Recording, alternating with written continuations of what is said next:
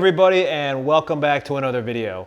So it's been a while since I've talked about my potential new tank build, and I have pushed the button on that tank.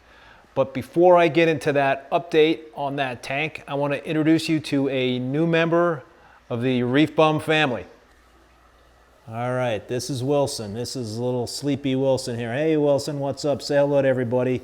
Wilson is about 3 months old. Sorry Wilson, buddy, I just woke you from a nap, and he has been awesome. He is digging the reef tanks here.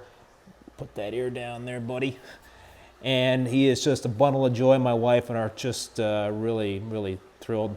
She just had taken him down to the river, so he is a little exhausted at this point, but he is just a beautiful thing.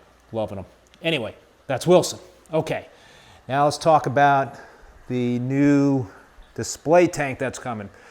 So just to remind you folks in terms of the layout of my room down here, I have a finished basement. So this is the 187 gallon display tank. Got a big room down here and a lot of different possibilities for a new tank. And I did settle on putting the tank against this wall right here. So this pool table will obviously have to be moved down to the other part of this room, but we do have plenty of room down there, so that will not be a problem. Just to review what I have actually done in terms of pushing the button in this new tank, it is 72 inches long by 36 inches wide by 20 inches tall. I'm calling it a lagoon style peninsula reef tank, and I've actually got some pictures, some updates from Coast to Coast Custom Aquariums, a tank builder that I ordered the tank from. I'm going to show those pictures to you right now. So this is a Eurobrace tank. It's going to have Starfire on 3 sides, and it's got an external overflow box. And it is on target. You know, I was told 10 to 12 weeks, and Patrick at Coast to Coast Custom Aquariums said, you know, he's going to need more time, obviously, to finish the tank. But I need the time because I need more time to gather my thoughts in terms of what I'm going to use for the equipment, for the sump, the skimmer, return pumps, the whole 9 yards. But with that said, let me show you. I actually had a change in plans in terms of where I wanted to keep all the equipment and the plumbing for that main tank. So let me go talk about that right now. And so my initial plan was to go through this wall into the room on the other side, and I'm going to go over there right now. So go back through my current equipment tank room right here, where I've got everything from my 187 gallon display tank. And if you go further back down the hallway here, I've got this utility room that has our hot water heater and furnace.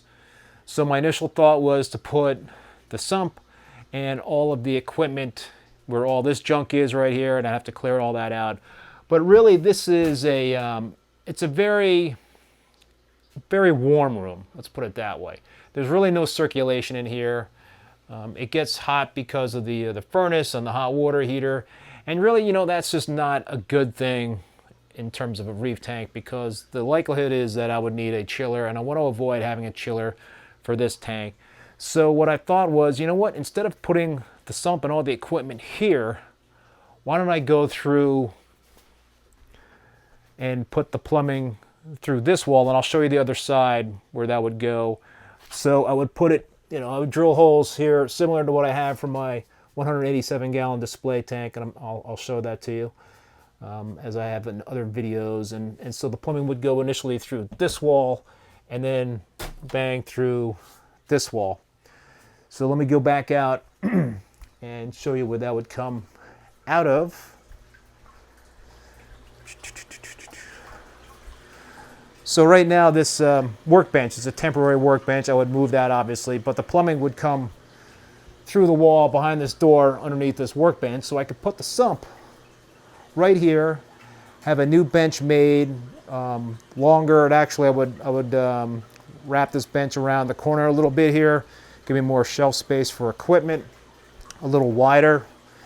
So I can put the sump right underneath there, so I would have both of my sumps in the same room, and have equipment on top of this bench. But I would also put another 50-gallon frag tank on that bench, on the new bench, which would give me a frag tank on the new display tank. So it would be a separate, totally separate system from what I got going on right here, which is really what I wanted to do all along, and that's such a good idea. You know, I don't want to have everything on the same system in case something happens. So I think that's a much more, it's a much more solid plan, and it'll just really allow me to have everything in terms of the equipment in the same room. You know, I've got these utility windows here and back over there, so the circulation is not bad in here. The chiller that I have on this tank doesn't really turn on at all, even when it's really hot here in Vermont. I've got these lights set up where they turn on earlier than the lights for my display tanks, so they're not, you know, these are all middle halides in terms of the lighting, so they're not cranking the heat at the same time during the day. So really that's it, you know, and outside here, instead of going through, you know, this part of the wall, the tank would be kind of like right here. So instead of going to the left, the holes would be going to the right. And I would tuck it behind the tank so you don't really see it that much. And it would just be going right behind this door, through here and here. And I'll have to have some extra outlets put in. But that's the plan. Well, that'll do it for this video. Many thanks everybody for tuning in and watching. I will certainly keep you updated on this new tank build. I am really, really pumped about it, and I will chronicle every step of the way in terms of all the different equipment, the rock, aquascaping, everything.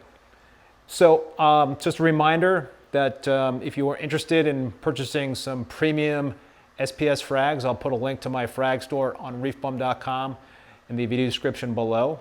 I will also put links to my online reef keeping master class. It's really a class that focuses on SPS dominated reef tanks. I also want to remind you that I do sell GHL Royal Exclusiv and Pax Bellum equipment. I'll put links to the store there in the video description below as well. So that'll do it for me, and I think that'll do it for Wilson. Perhaps we'll be seeing him in future videos.